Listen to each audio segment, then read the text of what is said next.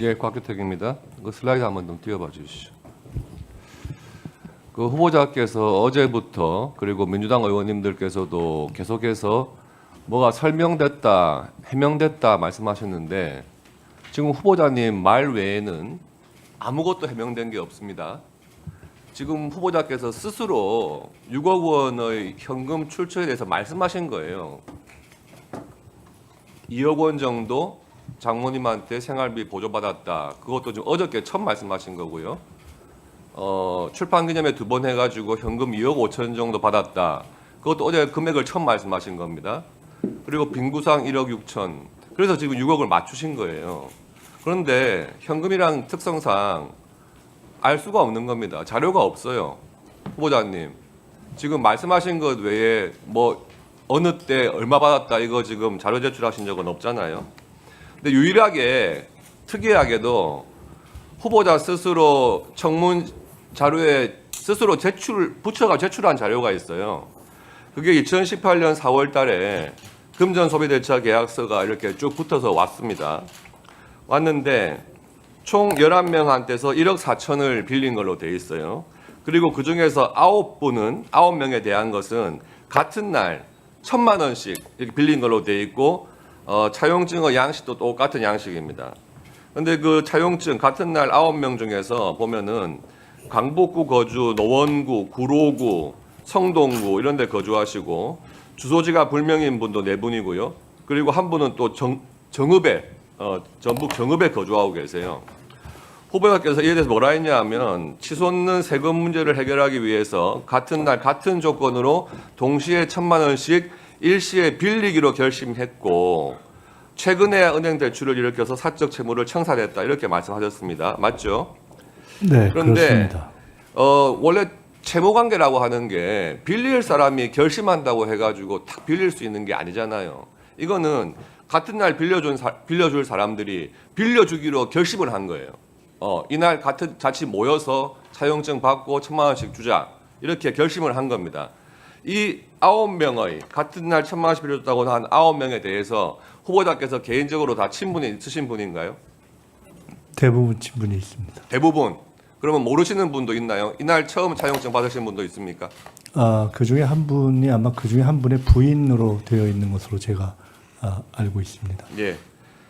근데 이분들의 관계를 보면요, 이 핵심에 강신성 씨가 있는 것 같아요. 강신성 씨는 이 9명이 같은 날 차용증 쓴 날 말고 조금 뒤인 같은 해 4월 11일, 4월 23일 이렇게 2,000만 원씩 빌려준단 말이에요. 후보자한테.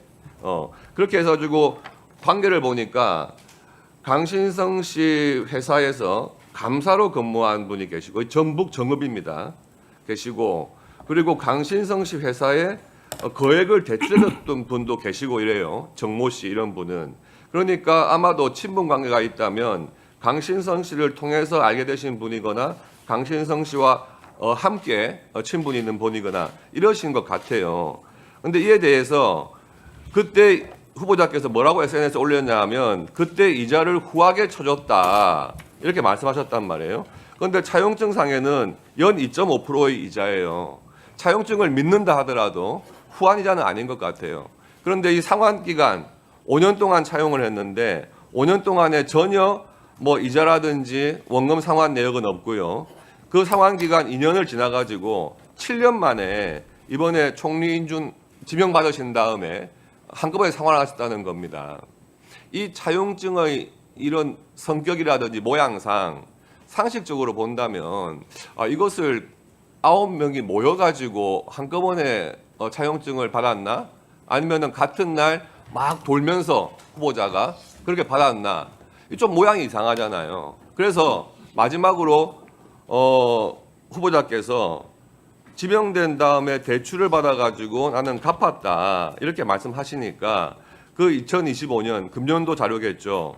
그 부분에 대해서 후보자가 대출을 받았고 후보자가 대출받은 1억 5천 중에서 이분들 1억 4천만 원을 정말 차용증상에 나오는 이분들한테 돌려준 것이 맞는지 좀 계좌 내역을 제출해달라 한 상태고 아직까지 오지 않고 있어요. 이 부분에 대해서 다시 한번 자료 확인해 주시기 바랍니다. 그리고 이 강신성 씨라는 분이 후보자하고 아주 옛날부터 친분이 아주 깊으신 분 같아요.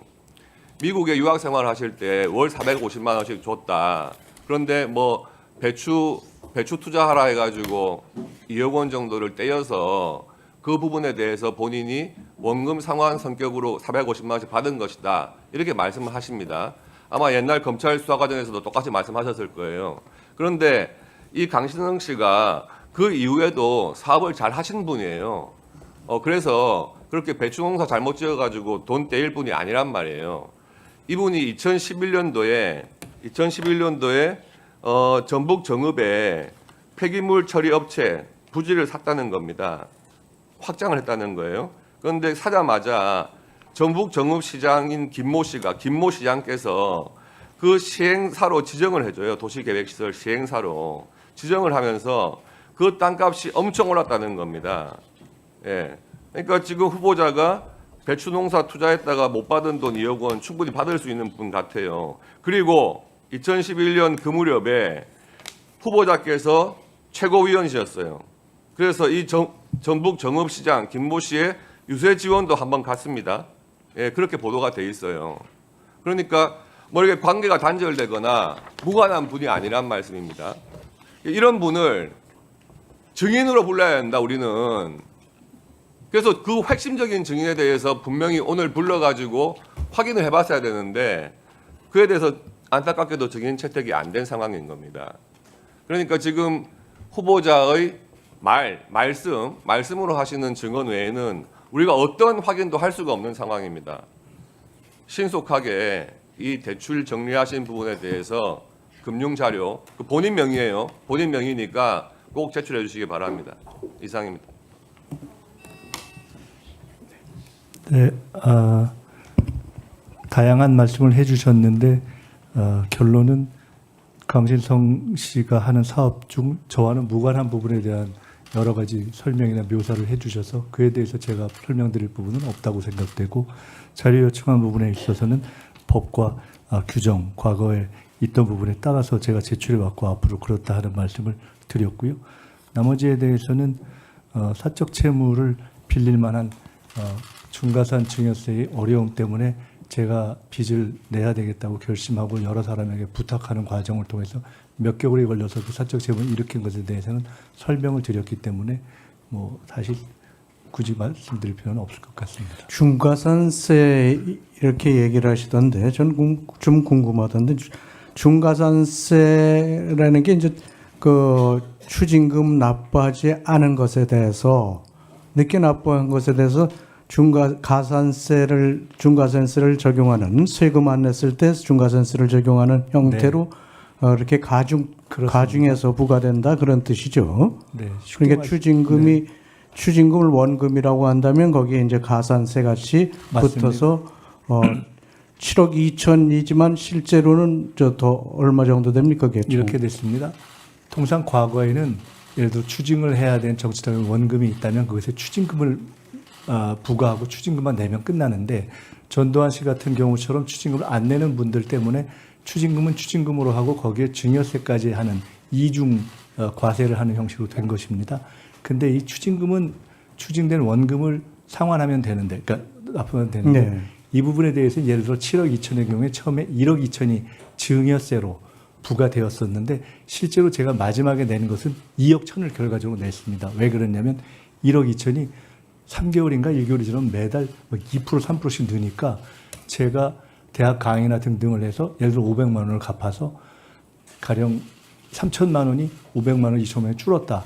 그럼 그 다음에 고개를 돌리면 그 다음에 그 2,800만 원이 돼 있고 3,100만 원이 돼 있어서 그래서 지금 아마 제가 빌리기 전해에 7월인가에는 1억 7,800인가 올라가서 도저히 원 1억 2천에서 너무나 올라가고 감당할 수가 없어서 이것은 일시에 전액을 상환하지 않고서는 제가 그 뒤에 추징을 갚는 것도 일상인으로서의 생활을 하는 것도 불가능하다고 판단돼서 어쩔 수 없이 1억 4천의 사적 채무를 일으킨 것이고 그것을 유일하게 할 수 있는 방법이 당시에 저희 신용으로는 은행 대출이 안 되기 때문에 1,000만 원씩 저는 정치자금으로 당해본 사람이기 때문에 제 주변에도 피해를 안 주기 위해서 1,000만 원씩 그나마 제일 가까운 아까 말씀처럼 제게 어떠한 정치적인 또는 제가 사업적인 전망도 없는 상태에서 그런 분들에게 차용증을 빌린 것이고 당연히 5년을 하고 못 갚을 수도 있다. 바로 5년 후에는.